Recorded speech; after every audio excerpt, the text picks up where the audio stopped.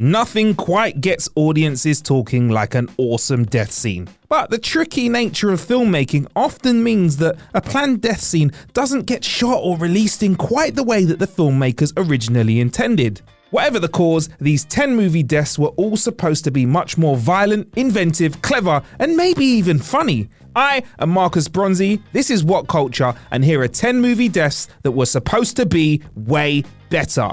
Number 10, Kim Jong-un in The Interview. Seth Rogen and Evan Goldberg's no-holds-barred political satire The Interview concludes in the suitably over-the-top fashion as Kim Jong-un, played by Randall Park, is killed when his helicopter is shot with a tank shell by Dave Skylark, who's played by James Franco. It's a shocking, brutal and perversely funny death scene set to a tender cover of Katy Perry's Firework, and it was actually supposed to be far more graphic. The infamous Sony Pictures hack ahead of the movie's release revealed that Rogen and Goldberg faced a battle from Sony bosses due to the nature of the climactic death, with them insisting that a clear shot of Jong-un's head exploding must be altered before release. Seeing no end to the fire otherwise, the directors agreed to obscure the head with some flames while also removing some fire from his hair and darkening the faint visible blood to make it seem less realistic. Sadly, the original scene has never been released to the public, but it sure sounds like a more provocative one than we ended up with. Number 9, Captain Phasma, Star Wars: The Last Jedi. One of the biggest disappointments of the Star Wars sequel trilogy was the treatment of Gwendolyn Christie's Captain Phasma, who, despite being hyped up as a major antagonist, turned out to be an underwhelming minimal foil for John Boyega's Finn. Phasma was killed off in The Last Jedi, where after being bested by Finn, she sits around on a platform like a chump before falling to her fiery demise. It was a death so flat and unconvincing that many fans actually expected Phasma to return for The Rise of Skywalker, but alas, that never came to pass. However, Rian Johnson did shoot an alternate version of Phasma's demise, which was infinitely more satisfying. After Finn smashes a hole in Phasma's helmet, he finds himself cornered by her and 4 stormtroopers. At this point, he mentions to the stormtroopers that Phasma under duress deactivated the Starkiller's base shields in The Force Awakens. To cover this up, Phasma promptly shoots the 4 stormtroopers dead, but Finn deactivates her phaser before she can turn it on him. In the end, Phasma moves to attack Finn once more, but he lets off a massive blaster shot which chucks her across the room to her fiery demise. In addition to giving Phasma a more hardcore death, it also lent her some added character development before she bit the big one. Number 8, Colossus Glaive, Avengers: Infinity War. Played by Michael Shaw, Colossus Glaive was a member of Thanos' Black Order. In Avengers: Infinity War's cinematic Wakanda battle, he gets the upper hand on Steve Rogers, played by Chris Evans, very nearly killing him. However, Vision makes the trusty save by stabbing Glaive through the chest with his own bladed weapon, killing him, at least until he reappears as part of Thanos' 2014 army in Avengers Endgame. But the MCU's epic Infinity Saga box included an alternate and way more badass death scene for Glaive, who, in an earlier version of the scene, appears to end up fighting Vision in New York. As Glaive attempts to take the Mind Stone from Vision's head, Vision manages to phase through him, reach his hands into Glaive's chest, unphase, and rip out his heart. Metal as heck. But probably a tad too brutal for what should be a family-friendly superhero movie. Number 7, Jenny and Marnie, Scream 4. Scream 4's deliciously meta opening sequence concludes with the deaths of the Woodsboro students Jenny Randall, played by Amy Teagarden, and Marnie Cooper, played by Britt Robertson, at the hands of Ghostface. In the theatrical version of the scene, while Jenny is being antagonized by Ghostface on the phone, Marnie's corpse is thrown through a patio window. Following a merry old chase, Ghostface uses the garage door to stop Jenny escaping, in an homage to Tatum's death from the first film, before fatally stabbing her. It's a fine enough scene, but the original iteration is so much better in this version.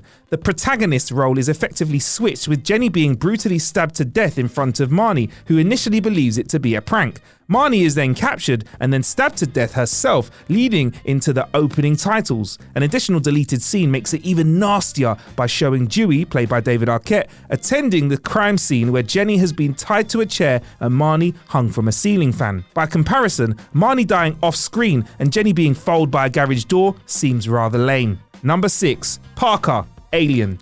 In many ways, the brilliance of Ridley Scott's Alien is its minimalism, particularly as it pertains to the central kills, which are often horrifying in their ambiguity. This is particularly true of Veronica Cartwright's Lambert, whose death was originally filmed to be far more elaborate with revealing shots of the xenomorph attacking her, but which were ultimately cut down to be more vague and suggestive. Parker is also killed during the same sequence, his head destroyed by a xenomorph's powerful inner jaw. But several prior versions of Parker's death were conceived, including a horrifying one where after killing Parker, the xenomorph uses his body as a shield whilst Lambert attempts to incinerate it with her flamethrower. Parker's body allows the xenomorph to step through the flames unharmed and make short work of Lambert. Both versions of the scene are good, no doubt, but Parker being burnt to a crisp after already having his head smashed out, well, that's just much more unsettling, whilst further demonstrating the xenomorph's feral intelligence. Number 5. Will Rodman, Dawn of Planet of the Apes. The human protagonist of The Rise of the Planet of the Apes, Will Rodman, played by James Franco,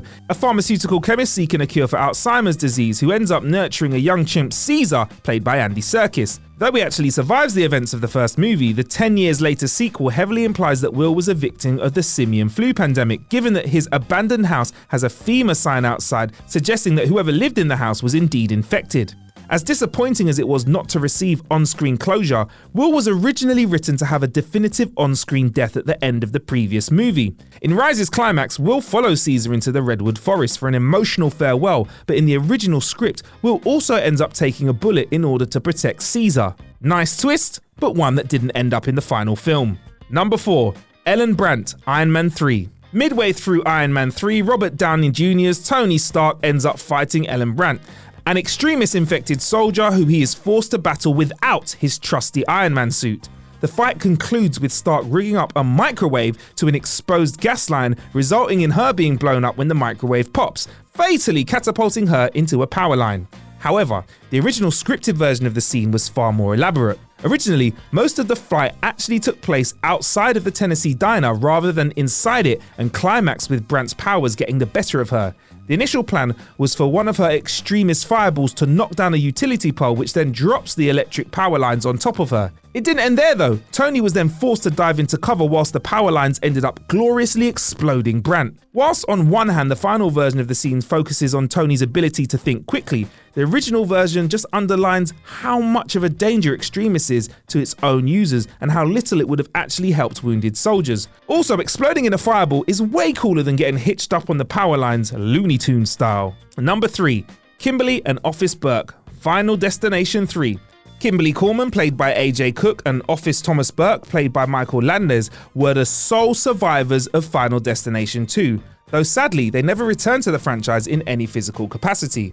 However, the alternate ending for Final Destination 3, which has since been confirmed as canon by the producers, briefly features a newspaper article which states that Kim and Burke were killed shortly after the events of the second movie, victims of a highly improbable wood chipper accident. But Final Destination 3's original planned ending would have had Kim and Burke return, effectively tying the series up by killing off every surviving main character. The film's ending, in which Wendy, Julie and Kevin are all killed in a train accident, would also have briefly seen Kim and Burke on board the same train, leaving audiences with a final gotcha and clearing the table of any remaining death cheaters. According to producer Craig Perry, however, either AJ Cook or Michael Landes wasn't available to shoot the scene, and so this fantastic idea was infuriatingly scrapped. Number 2. Ray Arnold, Jurassic Park. This is one of the many memorable death scenes in Jurassic Park. Who can forget the hilariously grisly demise of the park's engineer, Ray Arnold, played by Samuel L. Jackson, who dies off-screen before his severed arm ends up scaring the living bejesus out of all of us.